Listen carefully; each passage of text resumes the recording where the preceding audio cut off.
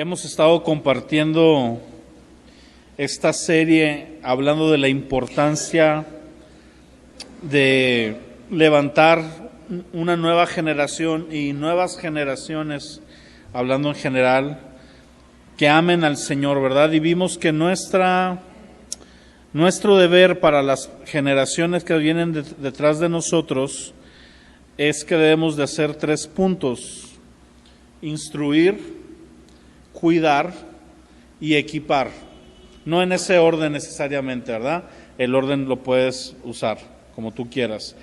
¿A qué se refiere instruir? Bueno, enseñarles. ¿Enseñarles qué?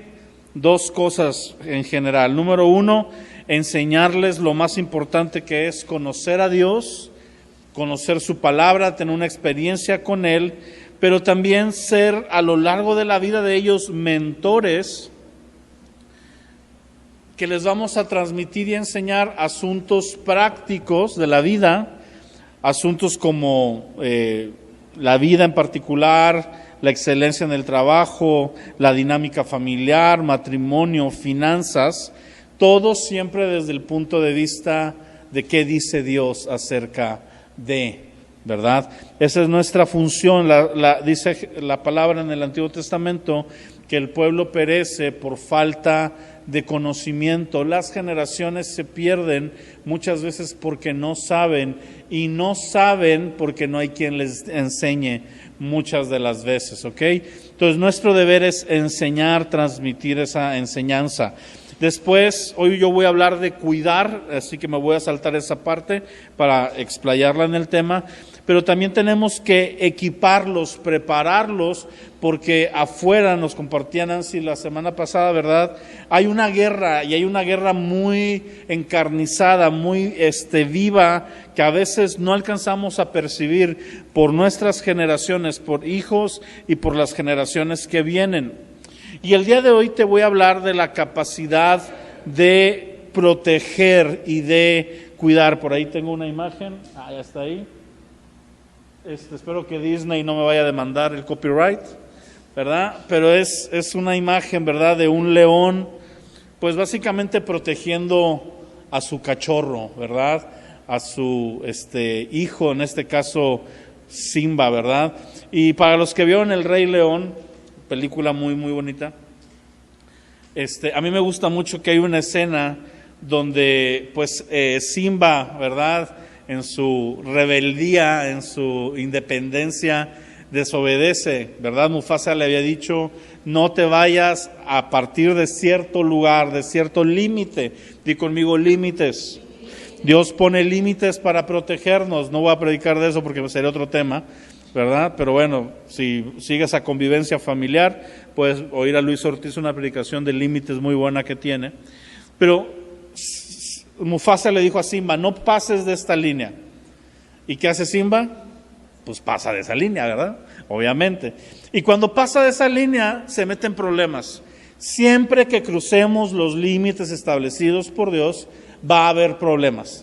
Sea inmediatamente o sea 30 años después, pero siempre hay consecuencias por cruzar los límites que Dios ha puesto. Y Simba cruza el límite y de repente llega una parte donde está las hienas, ¿verdad? Ya lo tienen rodeado y van a estar sobre él, ¿verdad? Y Simba hace como que va a gruñir y le dice "rar", ¿verdad? Y pues es un gruñido de un cachorro, ¿verdad? Y las hienas se ríen, ¿verdad? Y le dice: a ver otra vez, ¿verdad? Grúñenos, ¿verdad? Y le vuelve a hacer "rar", y pues no pasa nada. Y en la tercera que le hace "rar", se oye el fondo, un rugido de un león fuerte, imponente, adulto, y era porque ya había llegado Mufasa a la escena. ¿A qué? A protegerlo, a cuidarlo. ¿Era culpa de Simba estar donde estaba? Sí. Sin embargo, había un león adulto que estaba viniendo a proteger, estaba atento.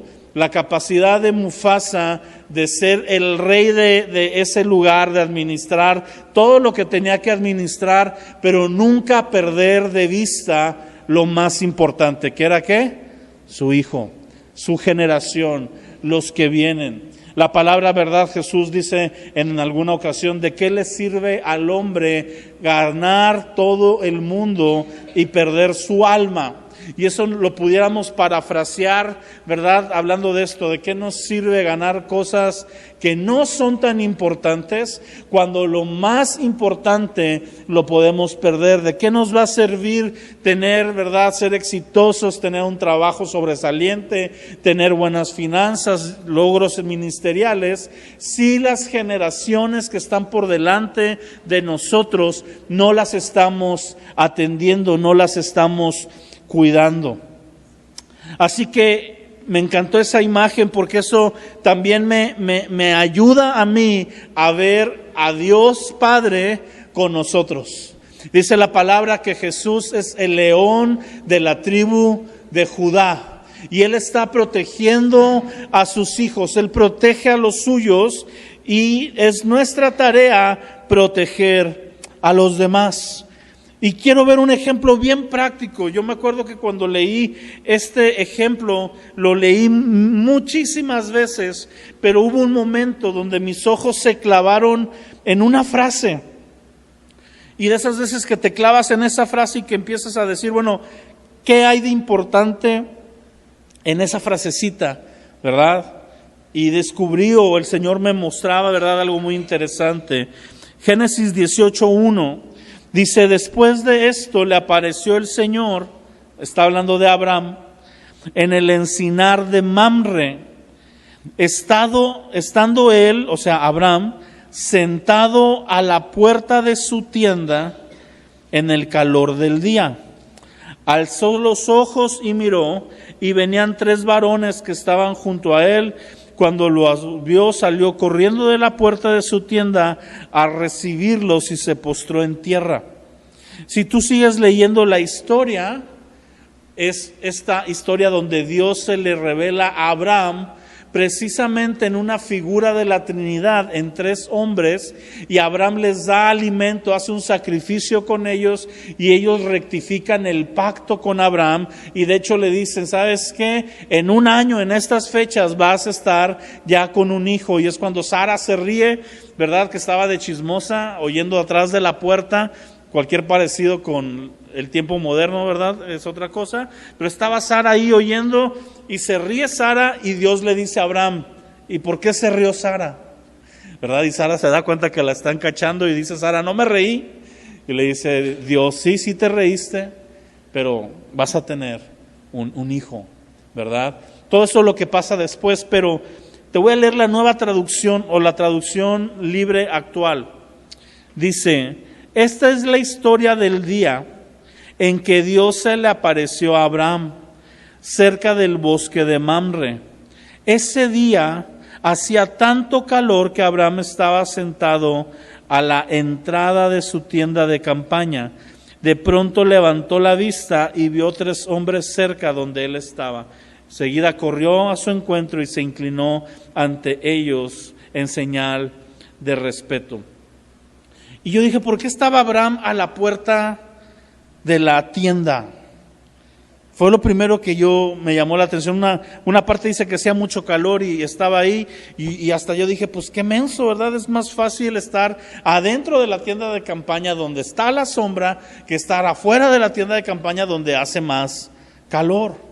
Y me metí a investigar, ¿verdad? Hay unos libros que te recomiendo que cuando puedas descargar de internet, de uso gratuito, sin que incurras en piratería, ¿verdad? Descargues unos manuales que se llaman Usos y Costumbres, y te das cuenta de precisamente las costumbres y la forma de actuar en aquel entonces. Y dice la historia que la gente que se sentaba a las puertas lo hacía con una función de vigilar. Di conmigo, vigilar.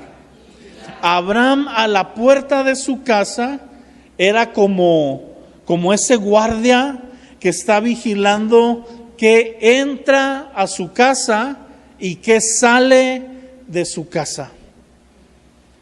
Y estaba Abraham haciendo una función de guardia y de proteger lo más preciado. ¿Quién estaba dentro de su casa?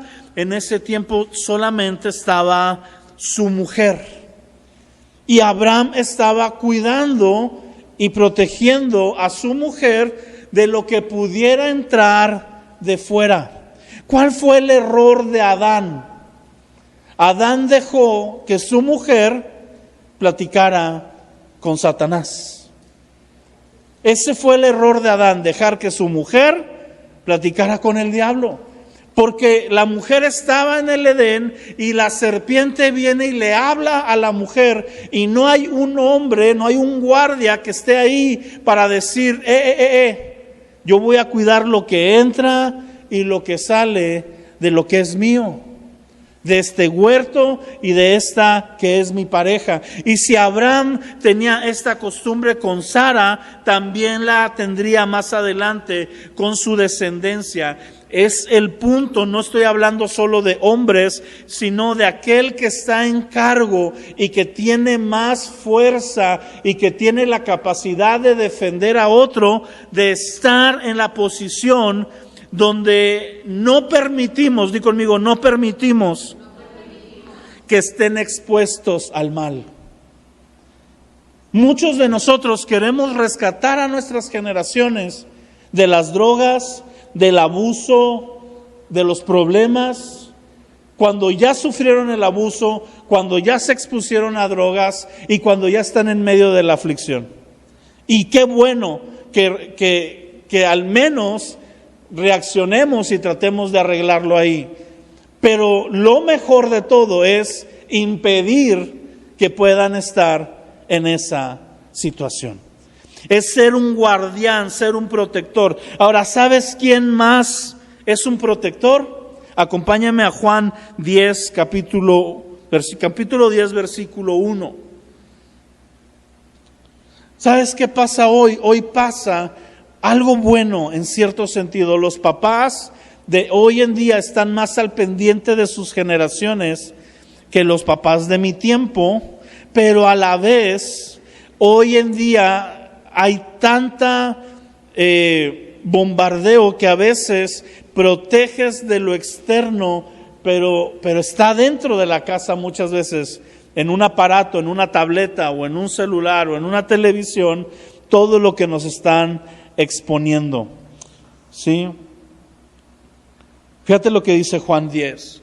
De cierto les digo, está hablando Jesús, el que no entra por la puerta en el redil de las ovejas, sino que sube por otra parte, ese es el ladrón y salteador. Mas el que entra por la puerta, el pastor de las ovejas es. A este abre el portero. Ahí la palabra portero la traducen al español como portero, pero en el original significa el guardián de la entrada. ¿Qué significa? El guardián de la entrada. Nosotros lo minimizamos a alguien que te abre la puerta, pero no es el hecho de abrir o cerrar la puerta, es de proteger y de cuidar. Dice, a él abre este guardián de la puerta, este portero. Las ovejas oyen su voz y las ovejas llama por su nombre y las saca. Y cuando ha sacado fuera todas las propias, va delante de ellas. Las ovejas lo siguen porque conocen su voz. Mas al extraño no seguirán, sino que huirán de él, porque no conocen la voz de extraños. Esta alegoría les dijo Jesús, pero ellos no entendieron qué era lo que decía. Volvió pues Jesús a decirle, de cierto les digo que yo soy la puerta de las ovejas. ¿Quién es la puerta?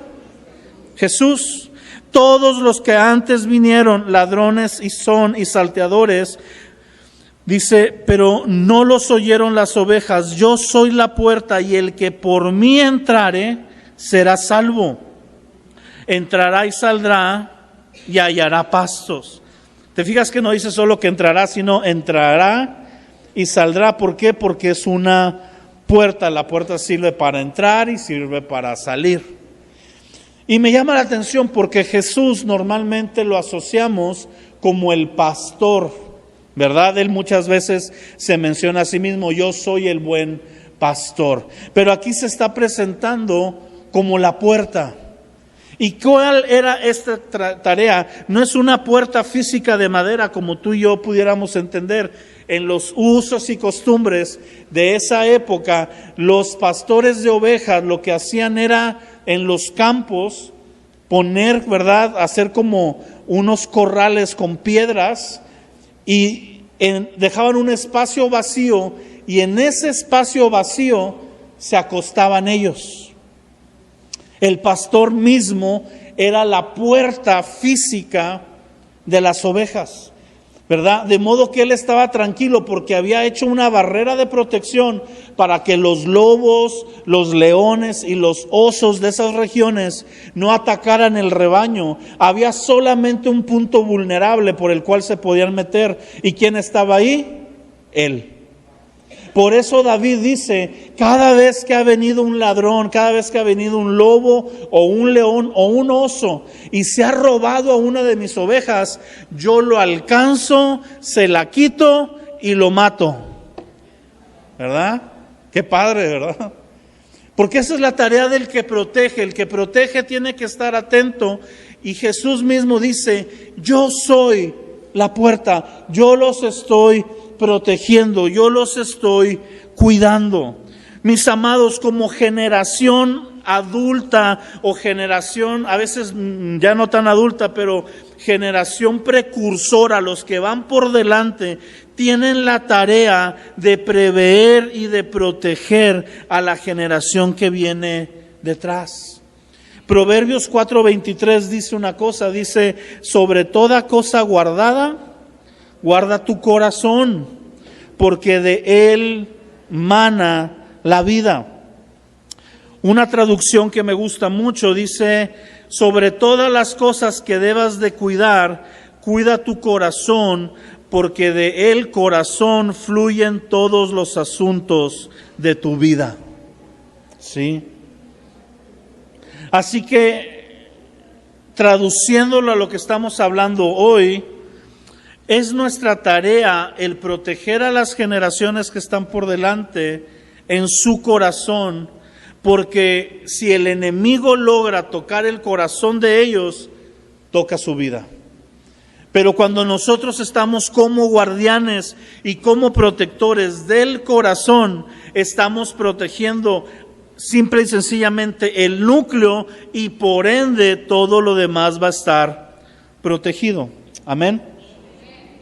Ahora te voy a hablar de 3 aspectos o 3 enemigos. Di conmigo, 3 enemigos. Así como había leones, osos y lobos, tenemos 3 enemigos. Todos los tenemos. Los tenemos nosotros y lo tiene la próxima generación. No me voy a meter a cómo peleamos nosotros por nosotros. Eso lo voy a dejar para otra serie. Pero te voy a hablar de 3 enemigos que están en busca de nuestras generaciones. Si tienes hijos, están en busca de tus hijos. Si tienes sobrinos, de tus sobrinos. Y si no tienes sanguíneamente ningún menor, están en busca de la generación que vienen. El primero es el más conocido y el más choteado. Todos le echamos la culpa de todo. El primero es el diablo. El diablo existe y el diablo quiere dañar y golpear el corazón de la generación que viene. El segundo enemigo es el mundo.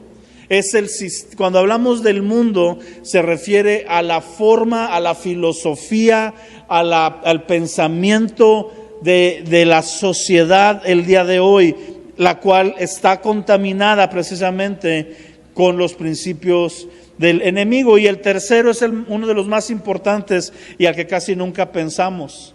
Se llama la carne. Una forma más fácil de decirle es el yo. Di conmigo, yo mismo a veces soy mi peor enemigo. ¿Sí? A veces tú mismo eres tu peor enemigo, porque no es ni el diablo ni el mundo el que empieza a dudar de sí, eres tú. Son tus pensamientos de duda, son tus pensamientos de juicio, son tus pensamientos hacia otras personas, son tus conceptos y tu forma de ver la vida la que te hace crearte ciertos enemigos. Pero voy a hablar de estos 3.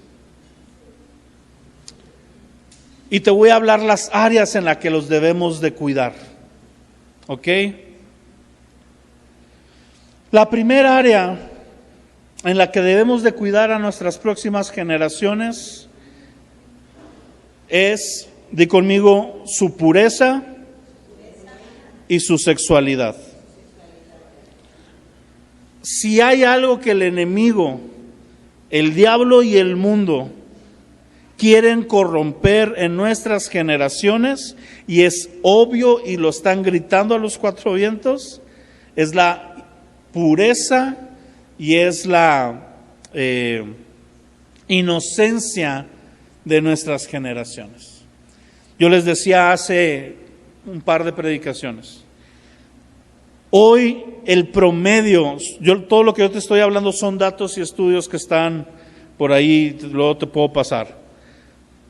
El promedio de edad en la que un niño, y uso la palabra niño porque lo es expuesto a inmoralidad sexual en algún sentido, sea obvia o leve, es de los 8 a los 10 años.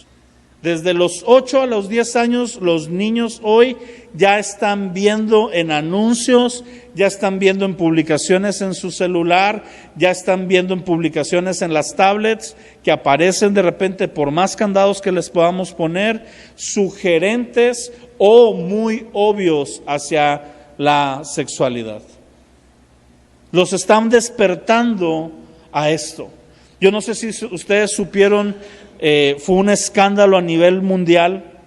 En ese entonces yo estaba trabajando para una compañía que es como el Palacio de Hierro en Estados Unidos. Y fue tan fuerte el escándalo que hubo una ola de gente regresando ropa de una marca, la marca Balenciaga. Algunos no sé si supieron de esto.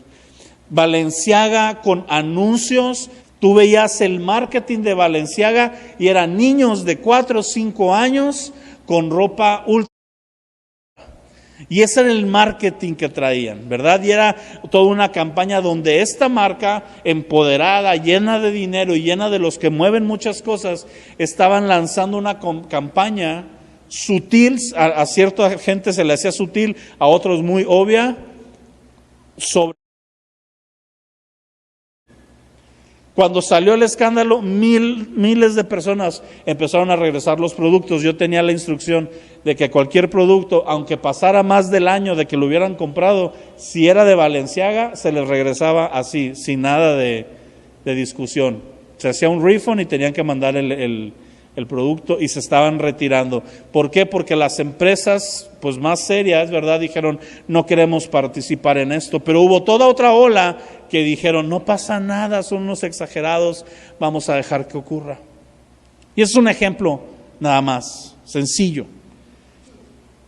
El diablo va a querer golpear, tal vez sueno muy crudo, ¿verdad? Y tal vez tú estás oyendo esto y estás diciendo, ¿qué pensamiento tan pesimista? Lo que quiero hacer es concientizarnos, porque muchas veces no protegemos porque pensamos que todo está bien.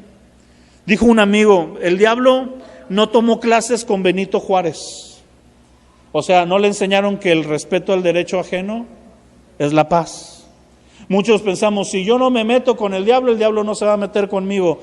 El diablo nos tiene entre ojos y quiere destruir nuestras generaciones. ¿Qué debo de cuidar o cómo puedo cuidar la pureza y la sexualidad de mis generaciones? Número 1, tengo que evitar exponerlos a situaciones donde puedan sufrir. Yo tengo que cuidar quién está cerca de mis hijos, de mis sobrinos, de mis nietos. No puede cualquier persona estar cerca de ellos por tiempo prolongado en ausencia de alguien que lo pueda proteger. No pueden estar tiempos con maestros, tiempos con instructores, tiempos prolongados a solas. ¿Por qué? Porque tenemos que cuidarlos. No estamos diciendo que todo el mundo los quiere dañar, pero hay una realidad, y es que cuando te topas con temas, siempre era la persona que nunca se esperó, por eso estaba con él. Muchas veces es familiar, muchas veces es gente cercana, pero otras veces son gente, maestros, instructores, qué sé yo, que tienen acceso. ¿Y sabes qué? Yo en su tiempo no lo entendía. A mí me molestaba en sobremanera que en mi casa nunca me dejaron dormirme en la casa de un amigo. Me regresaban a las 6:30 de la mañana, pero yo no dormía allá. Y estaban al pendiente, y a mí siempre se me hizo exagerado, y hoy entiendo, ¿verdad?, el por qué.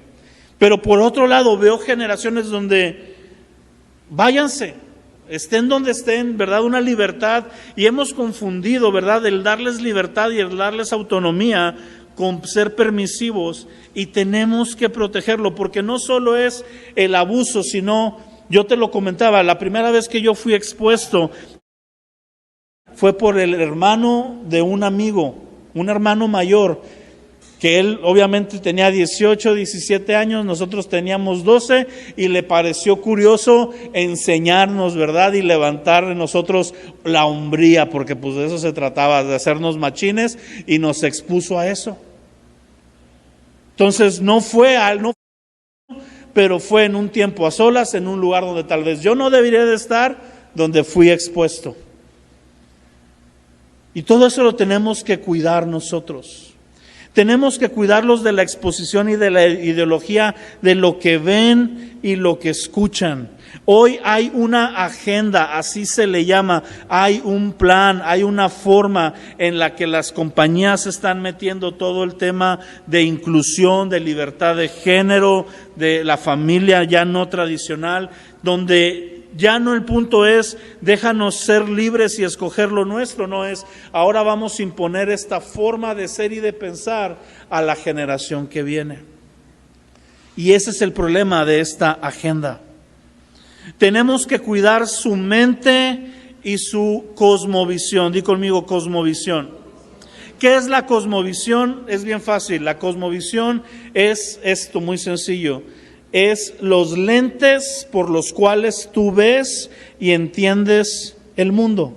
La forma de pensar, la forma de ver, lo que consideras bueno y lo que consideras malo.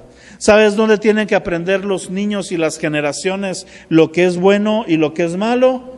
En la casa, porque el mundo se los va a enseñar distorsionado. Vivimos en un mundo que a lo bueno le llaman malo y a lo malo le llaman bueno. Y está en la palabra y está anunciado. Es parte de la generación que va a ser previa al regreso de Jesús.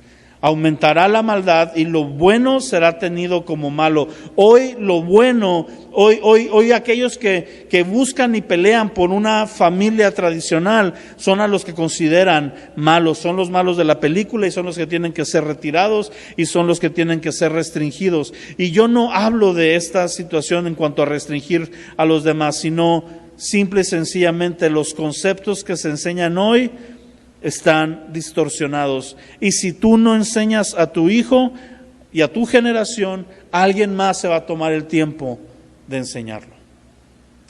Pero es nuestra responsabilidad. Y último, tenemos que cuidarlos espiritualmente. Las primeras dos son de forma física, son interviniendo, son estando presentes, son cuidando, son llevando, son trayéndolos a los lugares, estando ahí, sembrando una cosmovisión. Pero el tercero es debajo del agua, es cuando nadie los ve. Es cuando tus hijos ya se fueron a la escuela o están dormidos y tú estás intercediendo delante de Dios, que Dios los cuide, que Dios los proteja, y tú mismo estás pidiéndole sabiduría al Señor para detectar qué es lo que puede estar mal.